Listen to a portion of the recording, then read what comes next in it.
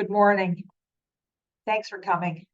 With all the excitement that's happening around with the Guardians and the Middle East and the weather, I'm really glad that you chose to spend your morning with us. I'm Jean Martin, and I welcome you to the Forums That Matter, a community service of the Unitarian Universalist Congregation of Cleveland.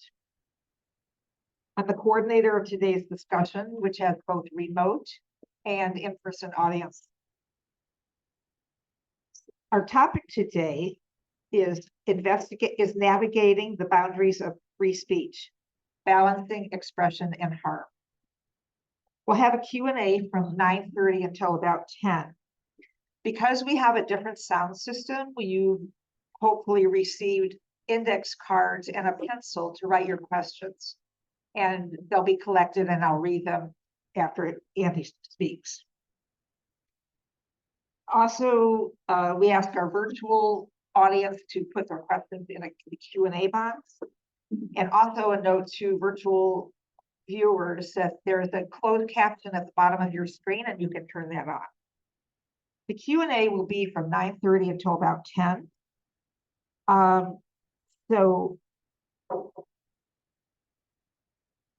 Please be sure your phones are off in an airplane mode. This program is recorded and will be available in a few days on our website at uucleveland.org. It's my pleasure to introduce our speaker. Andrew Geronimo is the director of the First Amendment Clinic within the Milton and Charlotte Kramer Law Clinic Center at Case Western Reserve University School of Law. His teaching and advocacy focus on civil litigation involving free speech, free press, and government transparency issues, particularly civil rights and defamation matters. He has handled numerous First Amendment cases in the state and federal courts of Ohio. Geronimo is a 2010 graduate of Case Western Reserve University School of Law and was a founding member and editor-in-chief of the Journal of Law, Technology, and the Internet. Andy, the floor is yours. Thank you so much, Jean. I'm really glad to be here with all of you, and thank you all for spending your Sunday morning with us this morning on such a important and powerful topic. I think coming to, especially as we lead up into an election year, I'm going to be talking about free speech, and certainly the First Amendment and its free speech protections have special effect over political speech that we need to be discussing the things leading up to the election, candidates, issues, and these things. But we're also at a particularly tough time in terms of free speech and a lot of things that are happening out there. Let me see. Everything all right with the share? Keep going, you're fine. Okay, great. So I think we need to start at a very fundamental level about what the First Amendment is and what it was designed to do, and the reasons its protections operate in the way that they do.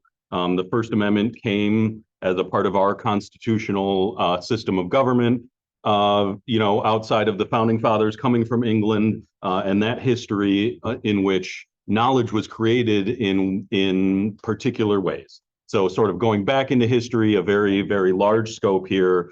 Certainly at certain points in history, knowledge was created by religious authority, right? Religious dogma would tell people what's true and what's not, and the ultimate arbiter of what was true, in some ways, the church, right? It's written down, and this is what we take on faith, and that's what's true. Going forward into, Europe and sort of the monarchies in Europe, what the king said was true, what the crown said was true. Coming into the scientific revolution, we talk about scientific authority, and we know things are true because we're able to test them and see people's work and test that work for ourselves and try to replicate those things in order to come to a common basis of what exactly is true. And then certainly in more modern times, the idea that the press serves this function, that an active and investigatory press, which again the First Amendment protects, I shouldn't say again, which the First Amendment protects specifically, can help us get to a point where we can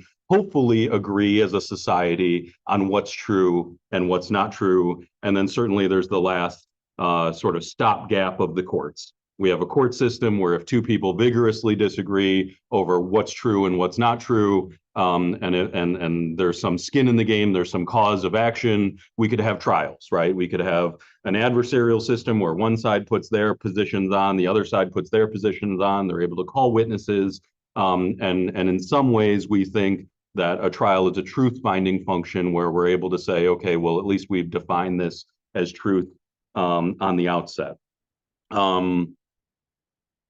Certainly all of these things are being called into doubt, right? So we have, you know, religious authority, the authority of the crown, that are sort of less in vogue as we move, you know, into the Americas and into the modern age.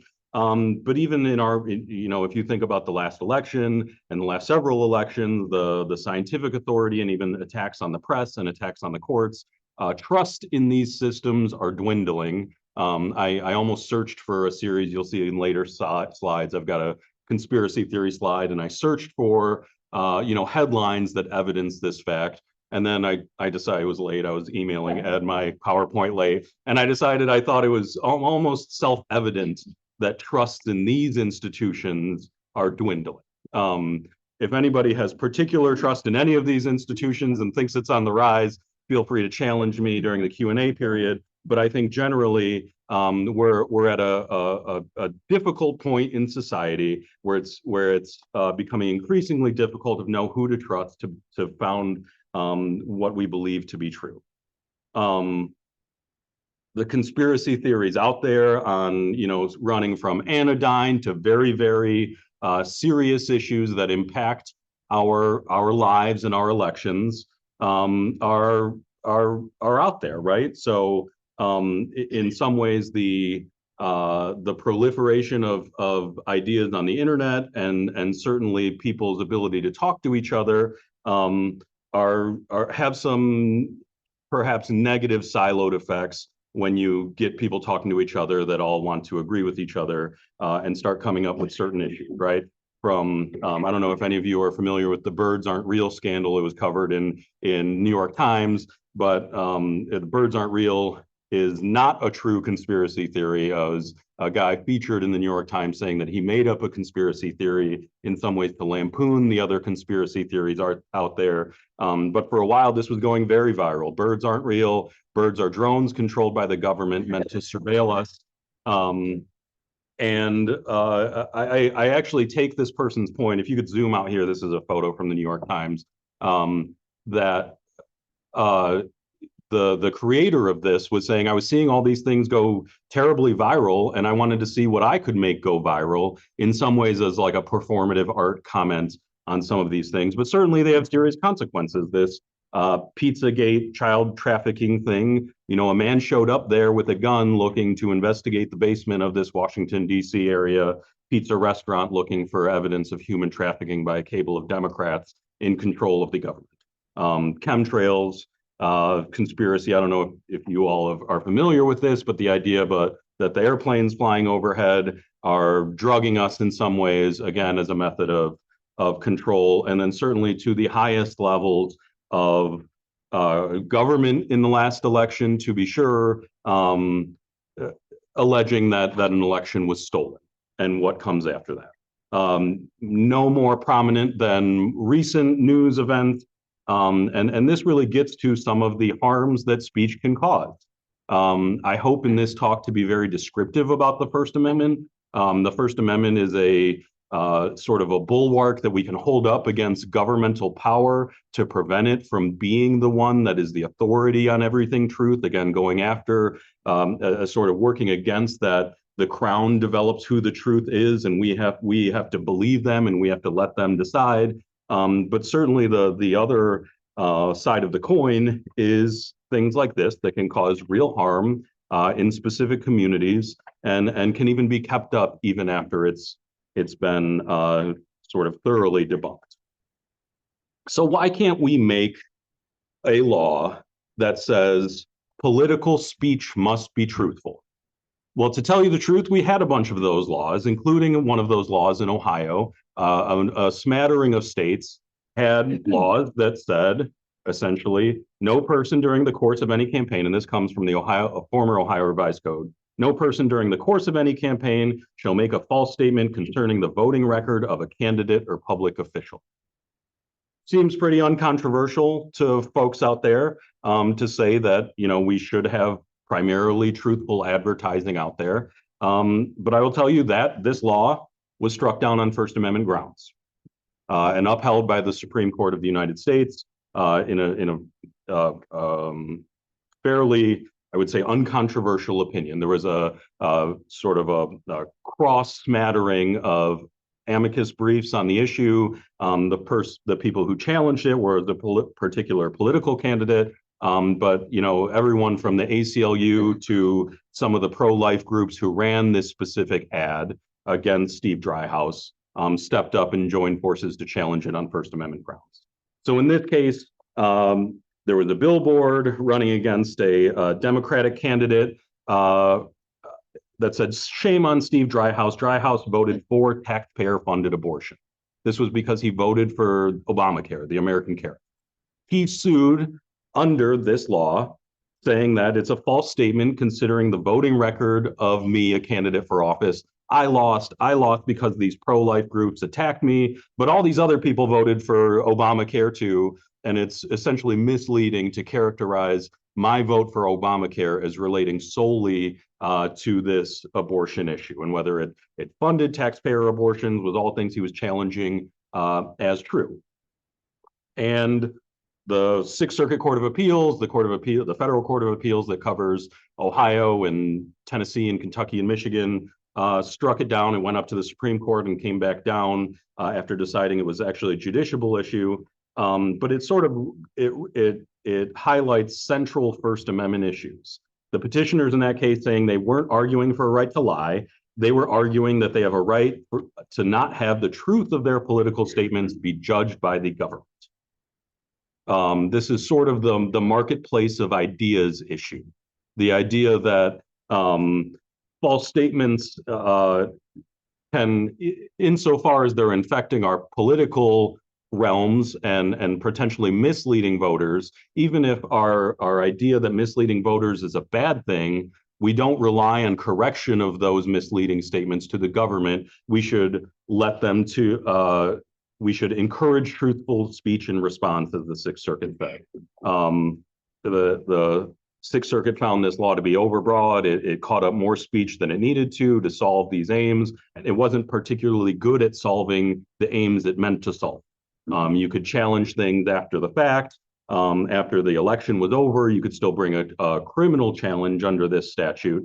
And in a lot of ways, it made it so that it was ineffective to do what it was designed to do. It regulated much, much more than the particular speech that was tailored to the particular harms that it was meant to address. And for that reason, it couldn't survive under the First Amendment.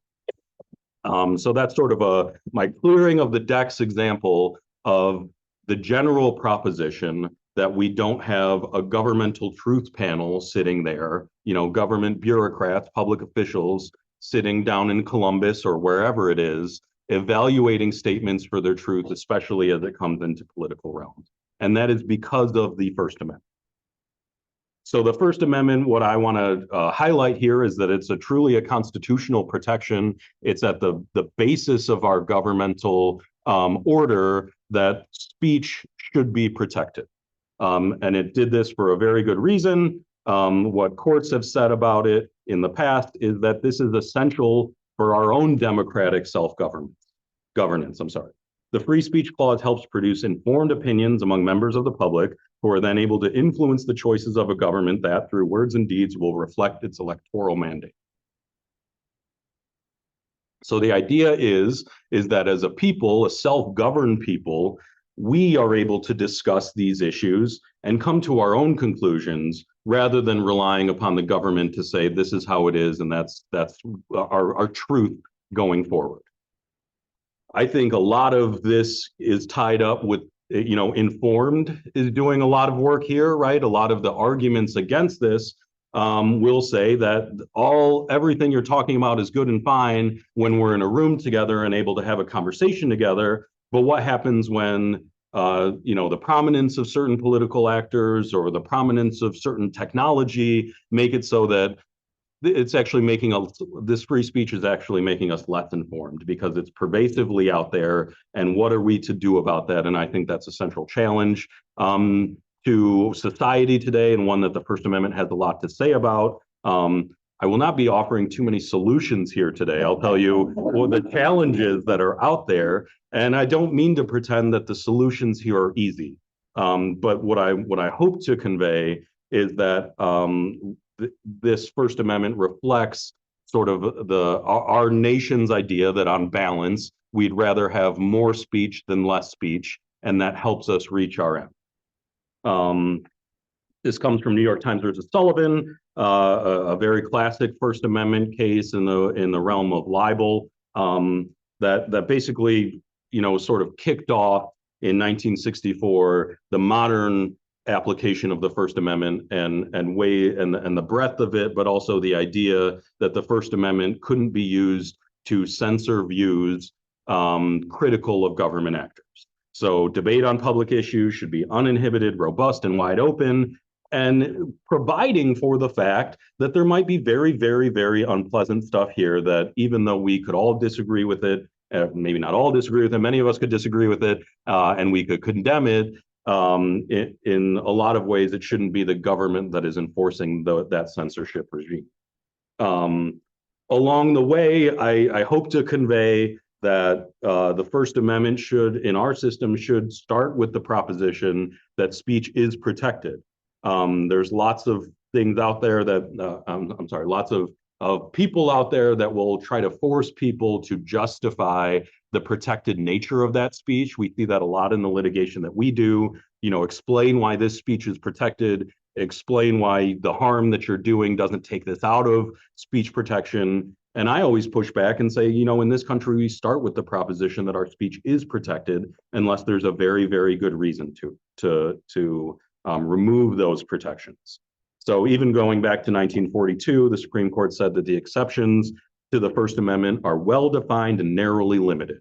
We should know what they are going in, and the court is very, very resistant to sort of carving out new exceptions to First Amendment protected speech based on certain particular facts. So obscenity, which basically means hardcore pornography these days, speech incidental to criminal activity, fraudulent statements that cause real harm, incitement to violence, knowing that it's very, very likely that if you say a particular thing, that an unlawful act is getting ready to occur.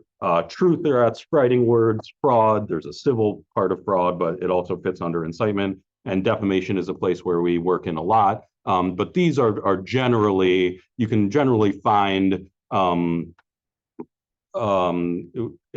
if there's unprotected speech, you can generally fit them into one of these categories, but it should fit easily within these categories. It shouldn't be sort of a tough call, is my position on it.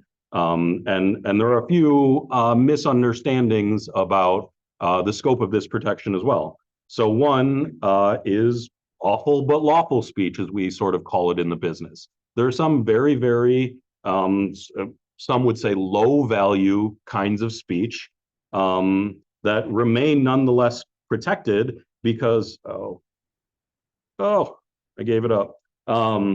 Because they're either disconnected from legitimate harms or they're too general to found liability on. But in 2011, the court said we must tolerate insulting and even outrageous speech in order to provide adequate breathing space to the freedoms protected by the First Amendment. This breathing space idea comes straight from New York Times versus Sullivan, which I think is worth talking. We could have done an hour on New York Times versus Sullivan and its role in the civil rights movement, and the idea that the court was protecting sort of northern publishers against southern governmental bureaucrats who didn't want northern papers covering what was happening in the civil rights movement at the time. But it talks about breathing space insofar as we don't want people with these free speech rights to be too terribly concerned about what they're saying, right? I'm a lawyer. Some of you may be lawyers out there. we don't want everybody to need to have a lawyer in order to exercise their sort of fundamental free speech rights to speak on matters of public concern. We want this to be wide open and robust. I want you to hear what you have to say, and I don't want you being concerned about liability around every corner in order to do that. Snyder versus Phelps is a case about the Westboro Baptist Church. Westboro Baptist Church in Snyder versus Phelps was picketing military funerals with terribly offensive signs. This is the least offensive sign of Westboro's that I could find. We could put all manner of slurs up here, harsh criticisms of government, in a very nearly unanimous Supreme Court opinion. In an 8-1 Supreme Court opinion, the Supreme Court upheld the lower court's order finding Westboro not liable for intentional infliction of emotional distress for this. Sued by the parents of a deceased military member, and basically picketing, saying that, you know, it's a good thing that this happened. It's a good thing that this death happened because it brings to light the failures of the American government. And this is Chief Justice John Roberts in an opinion saying that Westboro believes that America is morally flawed, and many Americans might feel the same way about Westboro. They may not be particularly valuable in their speech. It's hurtful, and its contribution to public discourse may be negligible, but they address matters of public import on public property in a peaceful manner, and they were coordinating with the local police when they did it. And thus, the court said that there could be no liability. They acknowledge this speech is powerful, and I'm reading here. Speech is powerful. It can stir people to action, move them to tears of both joy and sorrow, and as it did here, inflict great pain. On the facts before us, we cannot react to that pain by punishing the speaker. As a nation, we've chosen a different course to protect even hurtful speech on public issues, to ensure we do not stifle public debate. That choice requires that we shield Westboro from tort liability for its picketing in this case. A very controversial case. I talk about this case a lot, and I routinely get folks that push back and say this has gone too far. And maybe some of you are thinking that now. But if you think, usually what we talk about as First Amendment advocates is if you think of what would happen if the shoe were on the other foot, and you know, a particular issue happened that you cared a lot about, would you want the government through the courts enforcing an order for you not to be able to speak as such? So, sorry, this gets back to the Westboro Baptist example. Is the hate speech is still protected speech. Lots of people say hate speech is unprotected, and it's not. There is no blanket prohibition against hate speech. Again, that gets back to this marketplace of ideas issue.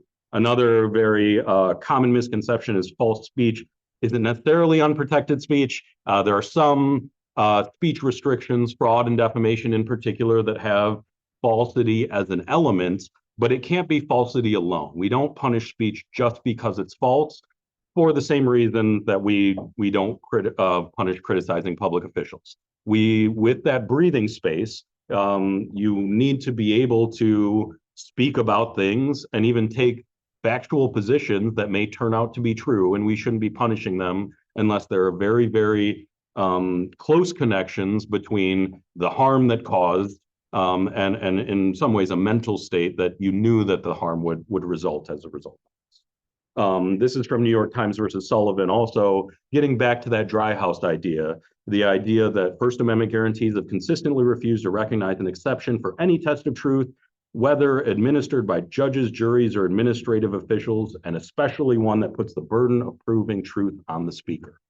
In my work at Case Western, we do a lot of what's called pre-publication review. So journalists, we do a lot of defamation cases. So journalists will take their articles to us and we will review them for potentially defamatory statements and sort of tell them, here are some changes you can make to the attribution or whatever in order to better protect against a potential defamation suit.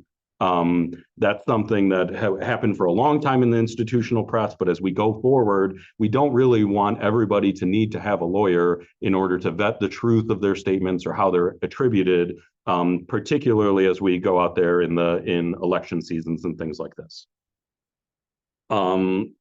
United States versus Alvarez, was a criminal case striking down a ban on what's called stolen valor.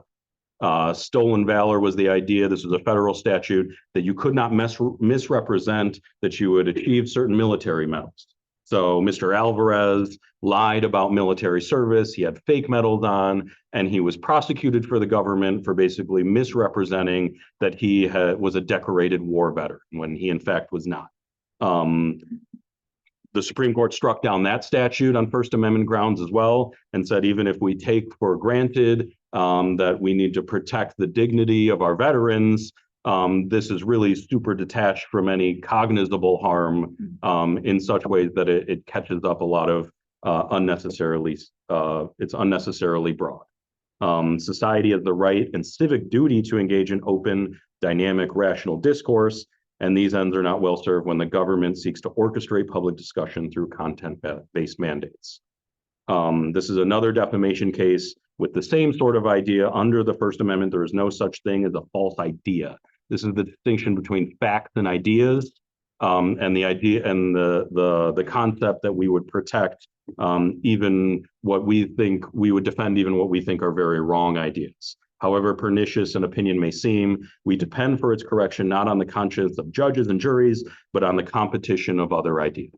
For this reason, the First Amendment's response to this informed discussion debate, I wonder where I'm going here.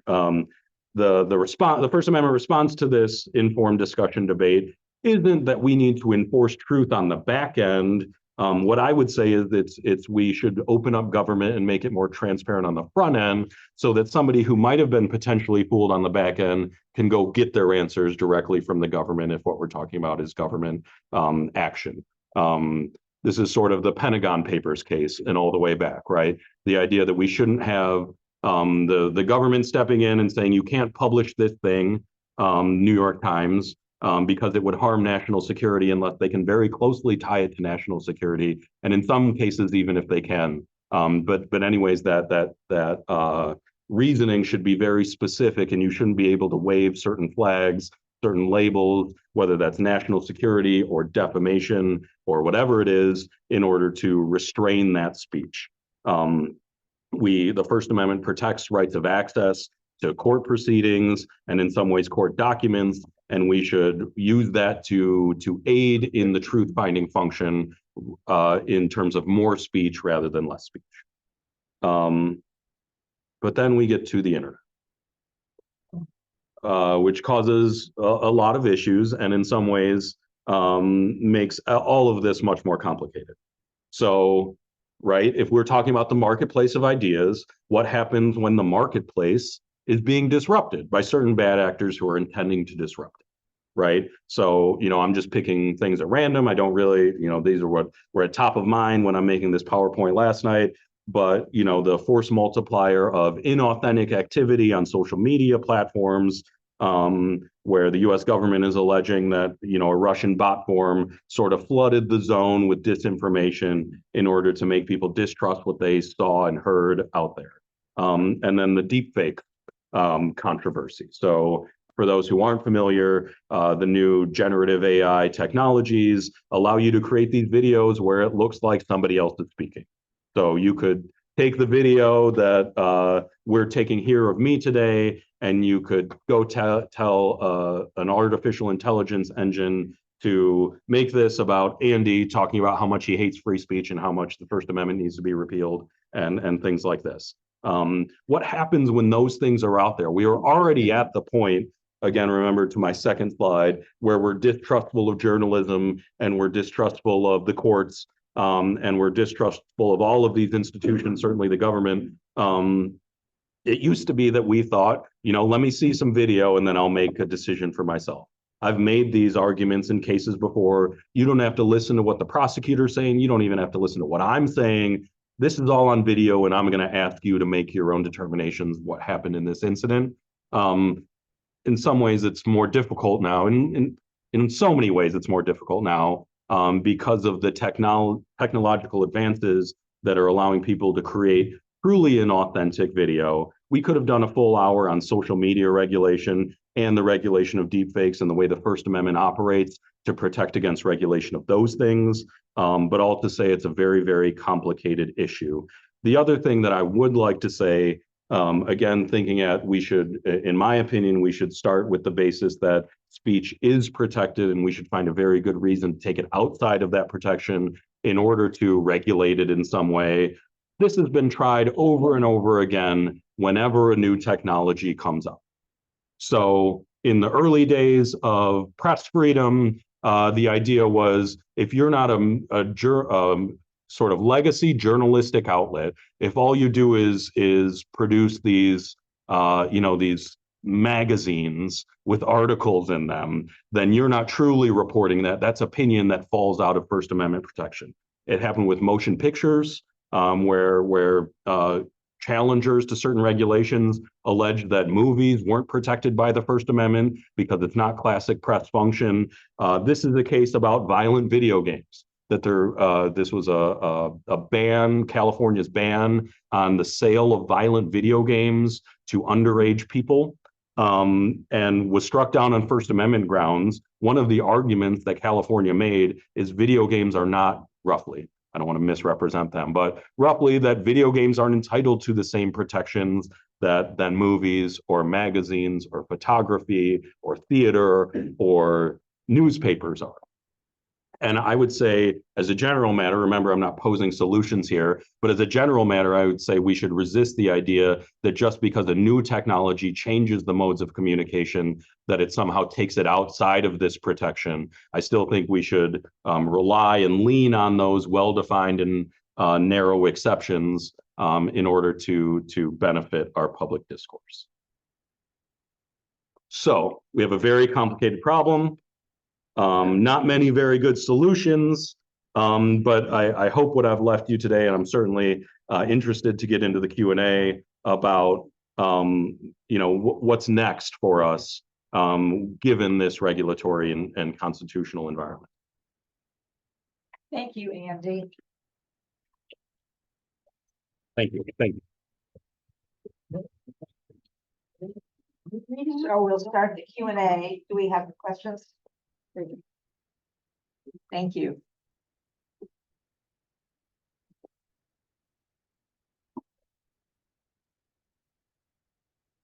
We want to censor lies that Trump or Vance say in their political campaigns. At the same time, UUs, Unitarians, have taken God, gender reference out of some of our hymns. The word nigger was taken out of the yearling, what we view as harmful words. Both are efforts to control speech. Please comment. Okay, so you mind if I hold the card? Sure. Okay, so sure, attempts. One of the problems with this, I would say on the front end of censoring lies that Trump or Vance say, is that with special force, the First Amendment protects political speech. That's the reason that it's there. It's there so that we can talk about these things and hear about these things. And again, the idea that the marketplace of ideas has something to say about how this is, sorry,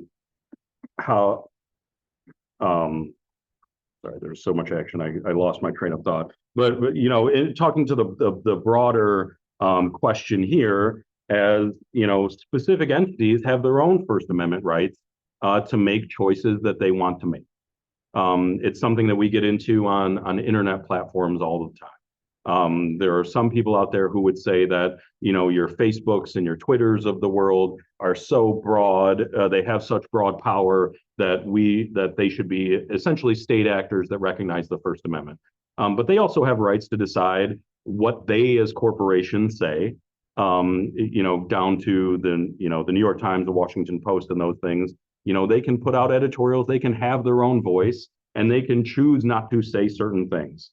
So it's great, one, that the Unitarian Universalists have their own free speech rights as sort of an entity. They also have religious rights to change their dogma in ways that prevent the government coming in and saying that you can't expurgate these titles. And I don't know, I hope that addresses it.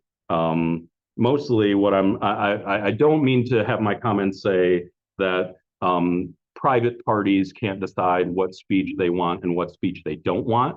But certainly that's something that we don't like to leave to the government itself.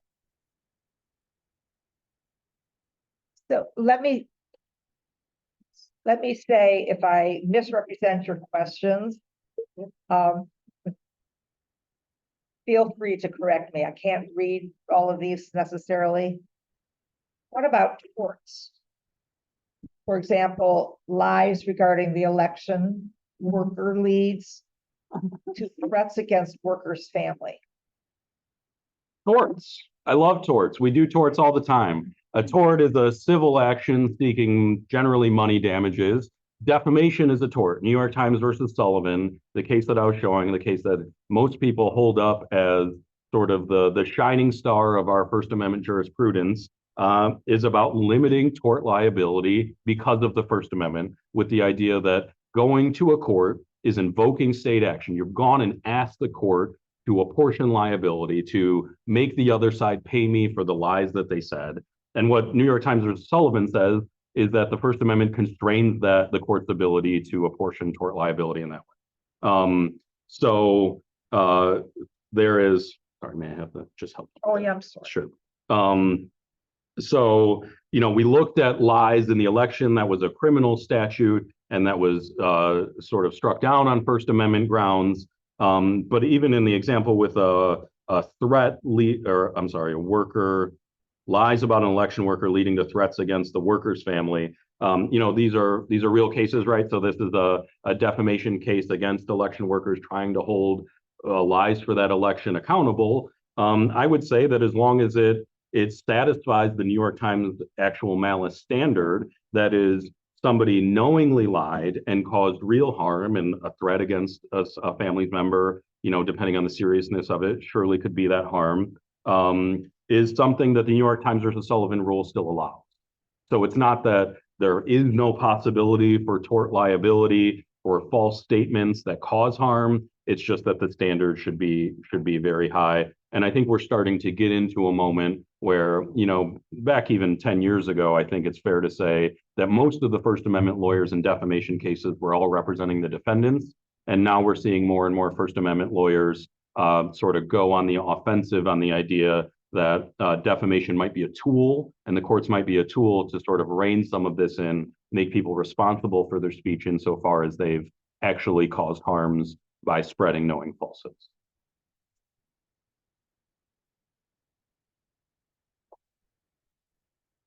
We've gone way beyond these stated limits to free speech. How to address it? For example, Springfield.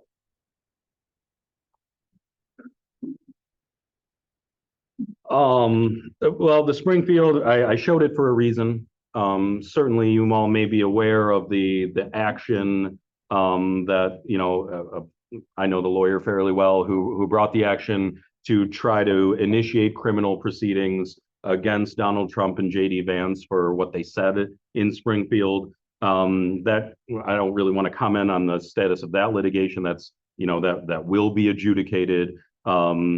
But I don't know the limits to free speech. What I would say in terms of the free speech, rights of Donald Trump and JD Vance to say these things, is that it is a classic political issue, and that's something that the First Amendment, like I said, in special ways protects. The First Amendment response to this isn't, have the government hold them liable for that, put them in jail for it, make them civilly liable to that. The government response would be voters can address that at the ballot box, and certainly people can talk about it beforehand and raise concern about it. And in some ways, it's a very, very insufficient answer to people. But the idea that we would have it any other way gives the government a tremendous amount of power. For instance, again, when the shoe is on the other foot, what does that look like if we can hold other candidates liable civilly or criminally for things that they say that may turn out not to be true? Certainly Donald Trump and JD Vance allege that lots of things that, the Harris campaign and the Clinton campaign and all on down the line has said are untrue. And what happens when when we cede the First Amendment to that, and then they're in power, and then they're bringing the actions to say that, you know, the Russian disinformation campaign, as they call it, is something that somebody should be liable for. Does free speech purity lead to the conclusion that money equals free speech? It's a great question. You know, getting right to, you know, I'm sure many of you have heard of the Citizens United case, and it's one of the least popular cases that I talk about out there, along with Snyder versus Phelps. Controversially, I will tell you that just like how I think Snyder versus Phelps was correctly decided, I believe the Citizens United was correctly decided on its issues. It could have been potentially narrower, but the First Amendment proposition that it stands for, again, this was a restriction on a corporation spending money to create a movie in advance of the election. And what Citizens United said was that that corporation may spend that money to make this documentary to air in the election, and its proximity to an election isn't a good enough reason to censor it. We see corporate speech on these issues all the time. You know, I've been seeing it lately with Penzies. I'm a Penzies customer, right? I buy when their paprika is on sale. I buy a bunch of their stuff, and they send me a magnet, and like their emails are loaded with, you know, their owners' political leanings. And I think that, you know, that company should be able to do that, and any law that says they shouldn't be able to do that is suspect under the First Amendment. But even this film that they propose to show, again, if you think about it, the shoe being on the other foot, I'm seeing, you know, dramatic films of Donald Trump. There's one with, I don't remember the actor's name, but he played one of the Avengers in one of those movies. But he's playing Donald Trump, and under the Citizens United the Federal Elections Commission rule that Citizens United challenged, that might be subject to government censorship because it is so close to an election.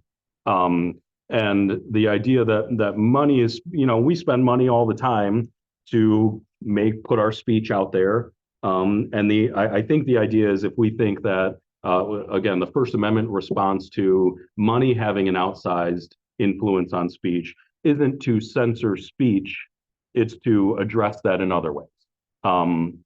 So a famous First Amendment lawyer, Floyd Abrams, who represented Mitch McConnell and Citizens United, would say, if we're concerned about how much corporations are influencing speech through their donations, the idea isn't to squelch that speech. It's maybe an alternative taxation model where we tax them enough so that their speech isn't so outsized in these elections. Again, maybe a very unsatisfactory answer, and one of the reasons that I'm not prepared to necessarily offer solutions to things, but otherwise say that we should be very suspect of these regulations as a constitutional matter.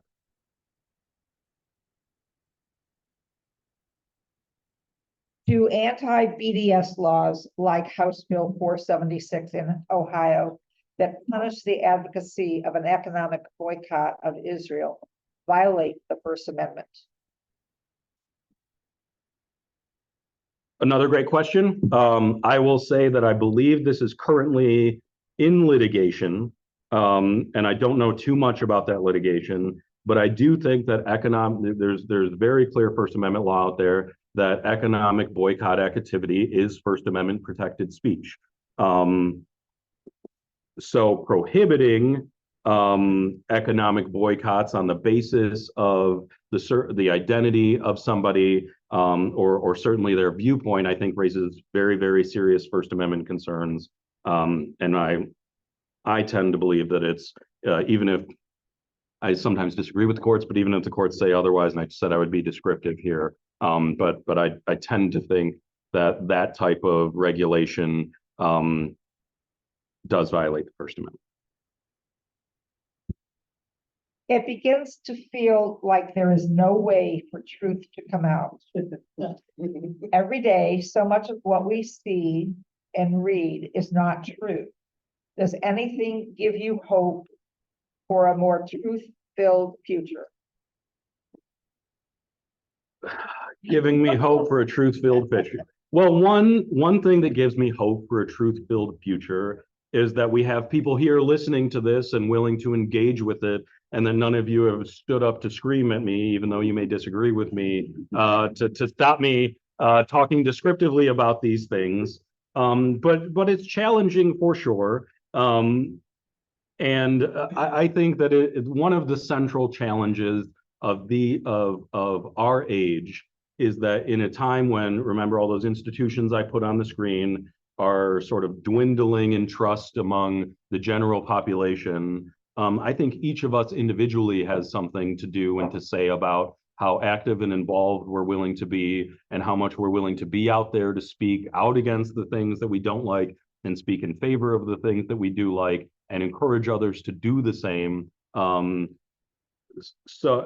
really, I don't know, in some ways, I think that people just, it's hard to say this, but people need to be better. And sometimes they need to challenge their own assumptions. They need to get out of their own silos.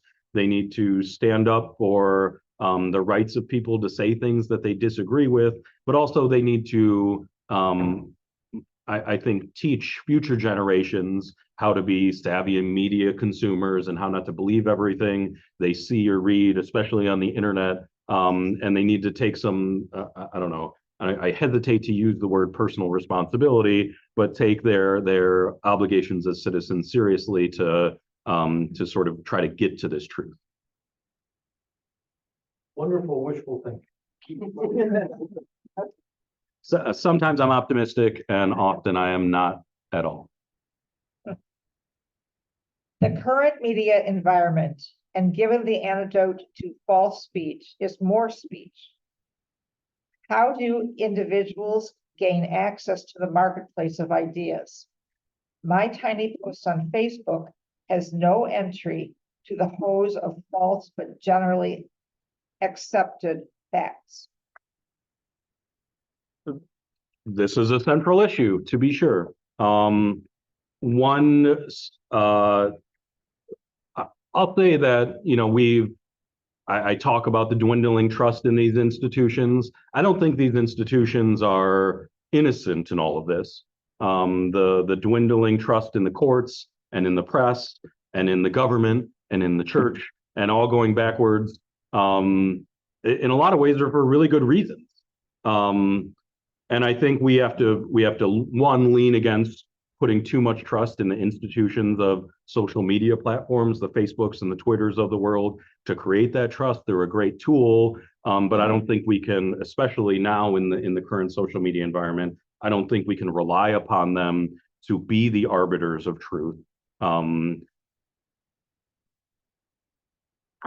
don't really have a great solution to this.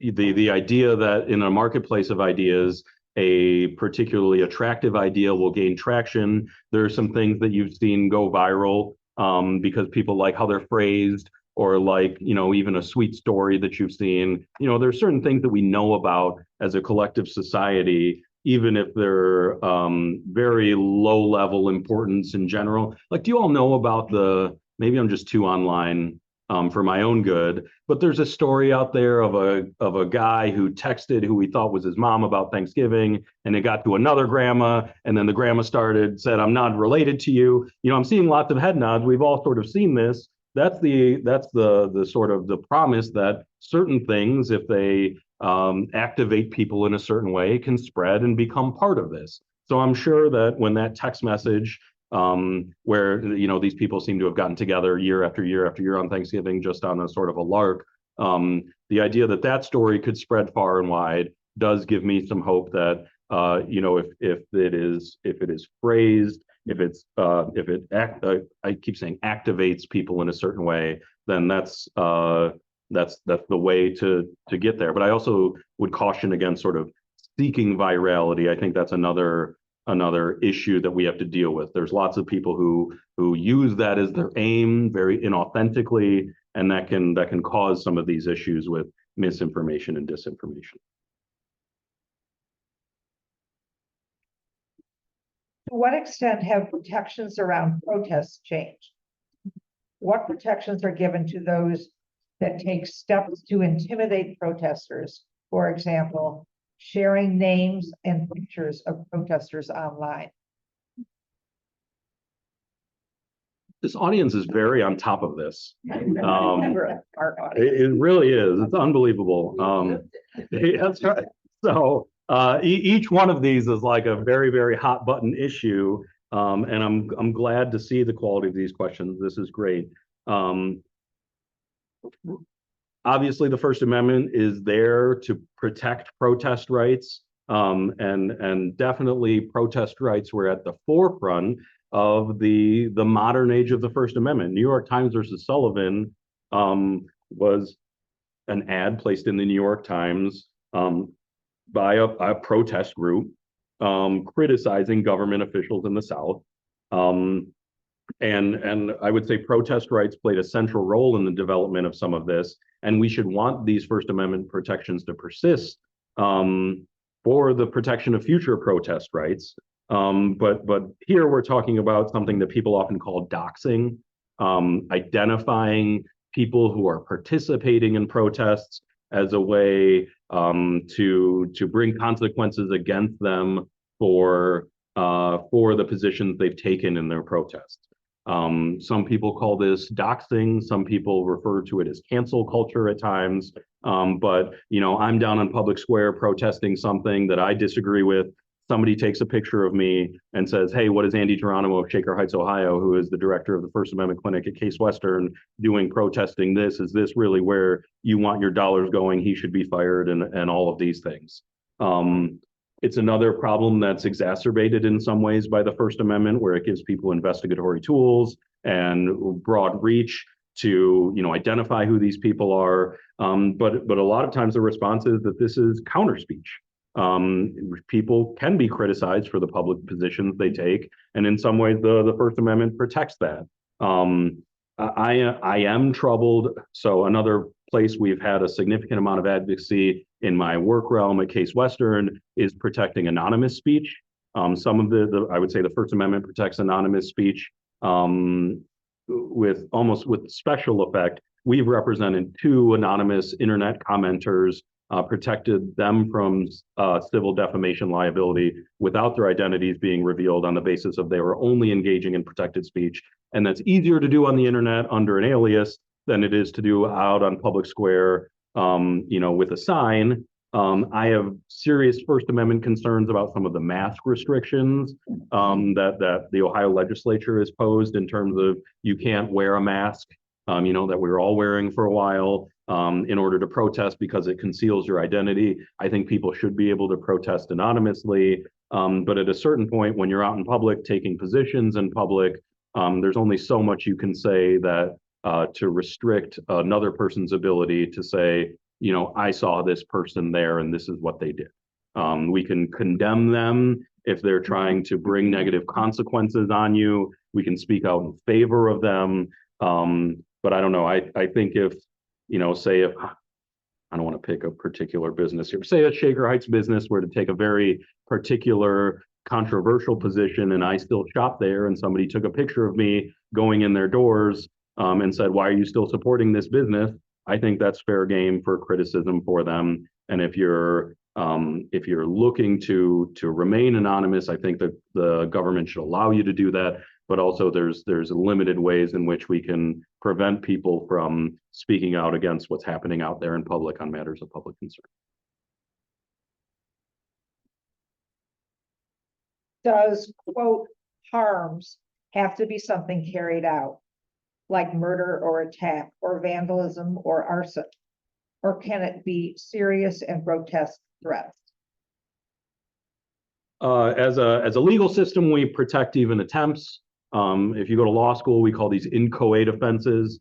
Your attempted murder, your attempted robbery, and things like this. So I wouldn't say that the thing needs to happen in order to guard from it. But I think if people are, for instance, an assault is, I don't want to speak too much about criminal law because I don't do a ton of that, but there are laws out there that will say that if harassment, for example, I can talk harassment because we do it in civil litigation sometimes, even if it doesn't have the effect of actual physical harm, if you made somebody significantly fear that they were in physical harm because of close proximity and the specific words you use, that can still be punished. and criminal law is in some ways more adept at punishing that than other things. So yes, that threats, true threats is a specific exception to the First Amendment, and those are still regulable. Although I mostly what I think, and this gets back to the Trump-Vance thing, is causation can sometimes be an issue.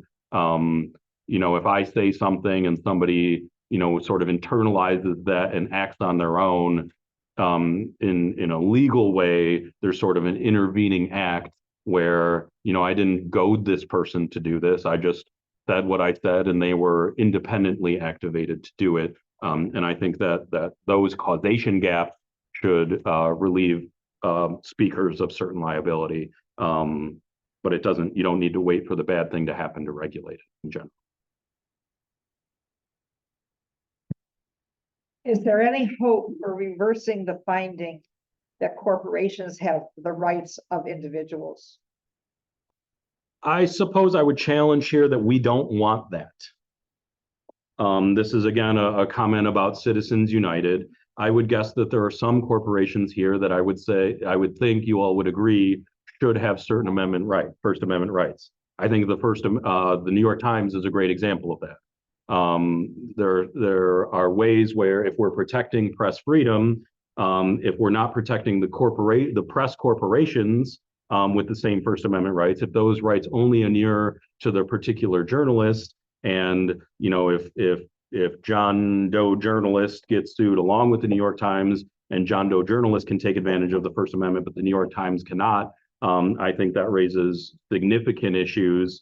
It's one of the reasons that the Supreme Court saw it so fit to take the jury verdict for defamation in New York Times versus Sullivan away from that jury. They said these are clearly lawsuits designed to chill this coverage.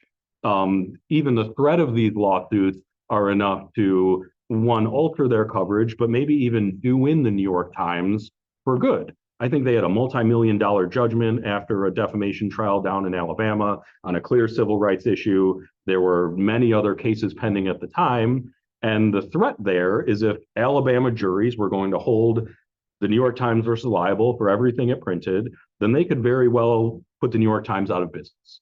And I think the Supreme Court was rightly very concerned about that. And so it's a tough line to draw to say that corporations shouldn't have these First Amendment rights. I should also say that these are, again, in trying to be descriptive about this is the state of the government and how we set it up. This is the Bill of Rights and what it is. And I'm trying to be descriptive about it, but we could talk about changes that some folks would hope to make to the Constitution to change things. The First Amendment is an amendment to the Constitution. It could be repealed in the same way the Second Amendment could be repealed. And there are some people out there that argue that the constitutional protections contained, particularly in the First and the Second Amendments, are basically, deals with the devil, something that we've overcommitted to as a society. But I guess what I would say is the First Amendment allows you to voice those concerns and advocate for those changes. And the fact that it does that, I think, is special reason to continue these protections even against speech we disagree with. So I have two more questions here, and if you have any other questions, now is the time to get them turned in.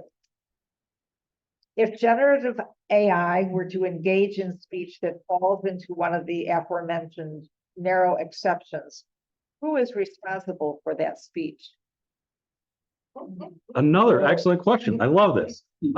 So a very, very prominent First Amendment academic, his name is Eugene Volokh, one of the leading First Amendment scholars in our country today, has an article right now. The generative AI is sometimes run on what are called large language models, LLM, and he has an article out there called the large libel model. So the idea is that these generative AI programs are known to hallucinate things out of thin air. They make up things because they sort of ingest things and spit it back out, and there's no real human driving it. That I think how this all will generally play out is mostly as a matter of contract law. If I go sign up for a generative AI program, there's going to be those terms of service that nobody reads, and we scroll through 10 pages of it and click I agree.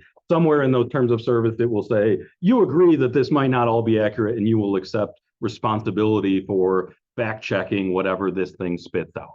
And if it said that to me, I think the actual malice standard contained in New York Times versus Sullivan still could lead, doesn't prevent me from being liable for that speech. So the actual malice rule in New York Times versus Sullivan says that you can still have liability for knowing lies, but also disregarding conscious disregard of known risks that it's a lie. So if when I sign up for this piece of software, it told me it's going to lie to me, I take those lies and I republish them, I think I still could be held responsible for that. And I think that's generally how it will play out. And I think people need to be very, very, very careful about using these tools for that reason, especially if they have not read the terms of service that may buy. Good. Final question. Some political speech has been prosecuted under the Insurrection Act. Yet social media can misinform to its audiences and be free to broadcast. Musk provided $72 million to Trump to continue with lies. Are there any stops to this? So another Citizens United adjacent question. I'll say that I don't know the specifics of all of these things, but in terms of Musk's activity, which I've been keeping an eye on, what Citizens United said is that corporations may spend in favor of candidates or in favor of issues as long as it's not coordinating with them. And I think he's getting very close to running the line of coordinating with those folks through his political action committee, who coordinating with the Trump campaign on this. So I'm trying to continue with lies. Are there any stops to this?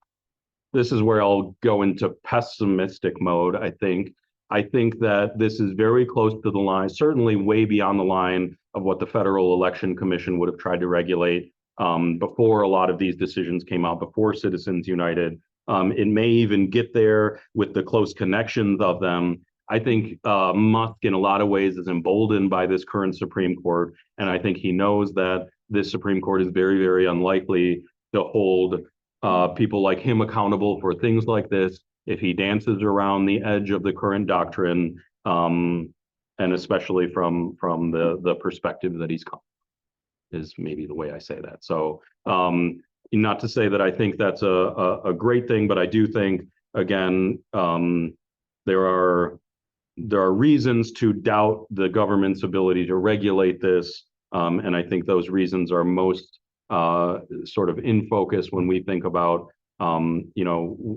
what happens if the shoe were on the other foot. One way to handle it is not by that. Certainly. Thank you, Andy, for your very. Thank you. Great question. Great Never question. seen better questions in a couple of months. Thank you. So our next forum is a very good follow-up to this. It'll be on November 3rd at 9 a.m. And it's titled President or Monarch? The Supreme Court Immunity Ruling Unpacked. The speaker will be Jonathan Enton, JD, David Brennan, Professor Emeritus of Law, Adjunct Political Science Professor at Case. If you'd like to receive weekly reminders of our forums, either fill out the form on the clipboard, or I think it might be circulated on the floor. You're welcome to attend our 10:15 Sunday service. It's upstairs in the sanctuary, or you can watch it on YouTube or Facebook. Today's service will be led by Reverend Dr. Randy Bertain. The theme today is taking it all in. What happens when we hear or read other people's messages? Another good follow-up. Are we working too hard in our listening? Today's musician will be Karin Tooley, whose skill at jazz piano is unsurpassed. To see what else is happening in our congregation, check out our website, uucleveland.org. And thanks again for joining us. Have a great week and go Guards. Andy, excellent program. Thanks so much. Can I have that card?